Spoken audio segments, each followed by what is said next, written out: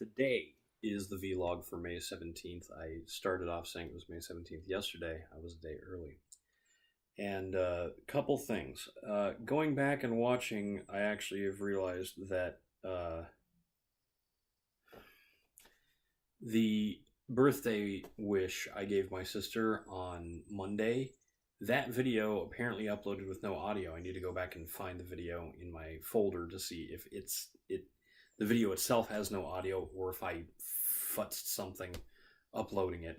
If I could re-upload the version with sound, that would be really nice. If not, there's no real point in me trying to make a vlog again days later. This is starting to teach me that I need to probably at least start the video after I've made it to make sure that that it has audio.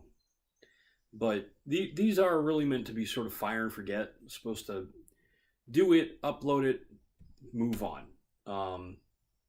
If I spend too much time producing them, then it sort of defeats the purpose of this being basically a variation of writing what I'm doing down in a journal.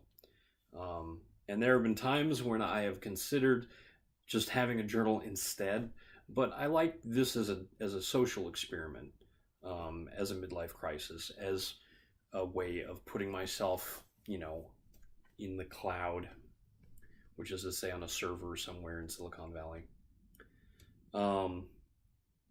And I really, that came home, that this is a social thing has come home because one of my friends who's subscribed, saw that I had mentioned Warframe. He has currently been streaming a lot of Warframe on his Twitch channel and had some very kind things to say about what I had put in the vlog.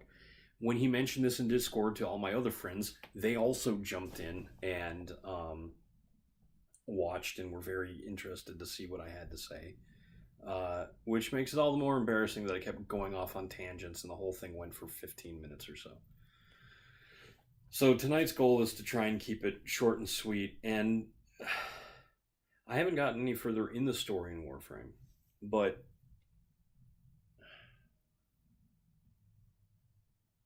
I don't know. Let me run you through what I want from a game like Warframe, and from Monster Hunter, and from, to a lesser extent, World of Warcraft or Diablo 3 is a good example of these so-called loot grind games, which I've never felt is necessarily fair. What these games do is they put you in a situation where you have to use gameplay mechanics that increase incrementally as you play through various means, either through gaining experience and levels or just finding materials to make better gear and improving them that way.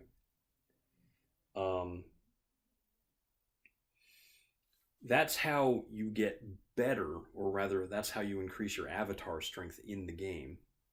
But many of these games are designed as such that a player could theoretically do most of the challenges in the game without, stellar gear, without a, serious time investment. You look at people who can play through Diablo 3 in a weekend. They can get to maximum level in a couple of hours. And that was the whole point of the seasonal system that was introduced. Come to think of it, I was playing the seasonal version of Diablo 3 right at the end of the year and at the start of this year, and having a real fun time with it right until Monster Hunter World came out. But anyway, one of the things I like about Monster Hunter is that a very skilled player can theoretically defeat any monster in the game with any weapon and without even wearing armor. Although some fights that is an incredibly difficult challenge that requires a lot of patience. And some people have said that at the highest difficulty levels, you do hit a sort of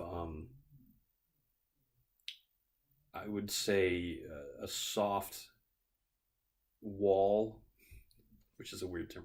Let me put it to you this way.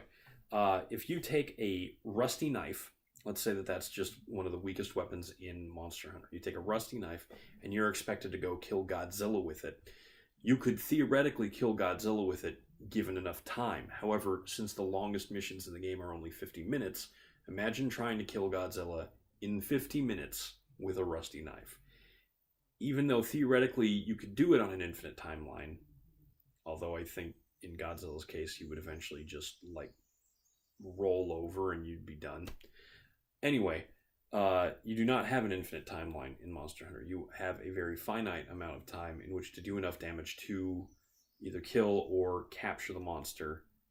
And because of that, there are a few monsters that are considered unkillable unless you get to a certain tier of weapon. The reason it's a soft cap is that if you had a way to really lock down the monster and prevent it from, acting, you could theoretically just get in there and wail on it. And I bet they've run simulations where most monsters probably will die, even to the weakest weapons, if you have a constant 20 minutes to just hit them without having to dodge or do anything else. But that's a silly situation, because if you can lock down the monster like that, then it would make every other item in the game inconsequential. You would just do that. And admittedly, some people do. Flash down is a common tactic where you use a flash bomb to bring down a flying monster, and whenever it tries to take off again, you flash it and it falls again, and in the window between when it hits the ground and when it's back up and able to jump into the air again, that's when you're just going as fast as you can on it. And it does trivialize a lot of the lower level content involving flying monsters, but higher level monsters develop an immunity to the flash effect very quickly, which means that even if everybody in the party has 10 flash bugs that they are turning into flash pods, and you are theoretically using 40 flash pods in a row, eventually they stop working. They just will no longer have an effect on the monster. They will take off into the air, and you will try and throw the flash pod in front of their face, and it will do nothing. So that's also the reason why you never have a 20-minute period to wail on a monster with a rusty knife. Anyway, this sort of got off topic, but Warframe, the highest level content would not be possible to do with basic level stuff. You would just be dying instantly. And Diablo 3 is sort of the same way, sort of.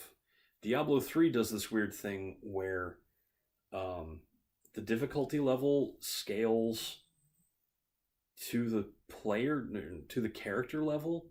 So what some people do is they do the first 3 levels on the hardest difficulty level, because even though it takes forever to kill a single monster, you just gain a ton of experience from it.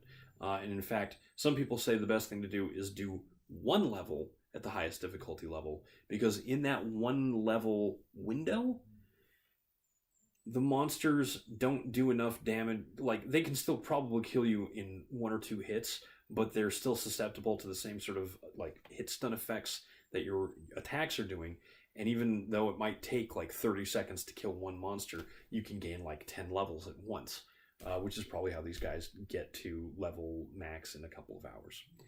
Once they hit the 2nd level, then it really is no point in doing that, and they bring the difficulty way down so that they can start breezing through the monsters again. Anyway, everything I'm describing as far as level and grinding is concerned is what tends to turn people off of these games. But as I mentioned last night talking about Warframe, what you really are playing these games for are these set pieces, these moments of spectacle that require, a lot of planning, sometimes a lot of grinding to improve your avatar strength so that you can get through difficult content. And those should be the reasons you play a game. I know I said a lot about how story is inconsequential in games, and that's for me. Other people may gain a great feeling just from experiencing the story of the game as a character participating in the story instead of watching other characters on a screen or in a book. I can understand the draw of that. I still think I'm watching other characters, and then just occasionally I'm telling them to go left or right or swing their sword. It's like being the director and telling an actor what to do instead of being an actor themselves. Because nothing I think of I'm always limited to 4 different choices. Okay, I'm getting off topic again. You should play these games to do things in them and to see things in them that are spectacular. If you're spending a lot of time to improve your avatar strength and just your avatar strength in order to breeze through content that is supposed to be challenging, that seems like a waste of time. If, on the other hand, you are getting just strong enough to beat the more difficult challenges in the game, and then maybe move on from the game after that. I played Monster Hunter World a little bit after I beat the final boss. Well, okay, a little bit after a couple of weeks. Probably more like a month. But I haven't played it in quite some time. Last time I played it was in April, so that should give you an idea right there. And if you're playing a game and you're doing a lot of stuff to like change the look of your character, I think that's very powerful too. I think what they call in Warframe fashion frame, where you're basically doing stuff to unlock colors or cosmetic effects, or just the prime variants of Warframes, which generally have a more interesting appearance than the generic base level versions. I think that is actually pretty valid. And some people think that grinding for cosmetic stuff is the silliest thing of all. I don't. I think that game developers, when they make that an option, are being very smart. When they offer something, a cosmetic item in game, for real world money, I look very carefully at it. I look very carefully at the cost of the item and weigh how much fun I'm going to have looking at that item in game versus the monetary cost. If it's a costume pack for 6 characters and it costs between $5 and $10, I'm usually sold, especially if they're all characters that I play regularly. If it's a single skin for a single character, I better be using that character an awful lot. But in Warframe, I'm looking at getting a Rhino skin. I've gotten a Valkyr skin. I got a Mag skin because Mag was the first frame I had, and I was not a big fan of her basic design, so I got something different. And I have not regretted those. They're all $7 each, and I have not regretted any of those purchases whatsoever. But you look at things like the $70 costume packs for Dead or Alive 5, where it's the same costume for all the girls, and it's basically a bit of wrapping paper for a Christmas theme. That just seems like a combination of nickeling and diming players and sexually crass ridiculousness. At least they're fictional girls, so they're not harming anybody theoretically by dressing them up in those skimpy outfits, but I still wouldn't pay money for it. Anyway, I've gone over again. Like I said, I wouldn't. But I've been Eric Spornitz, and tomorrow will be better.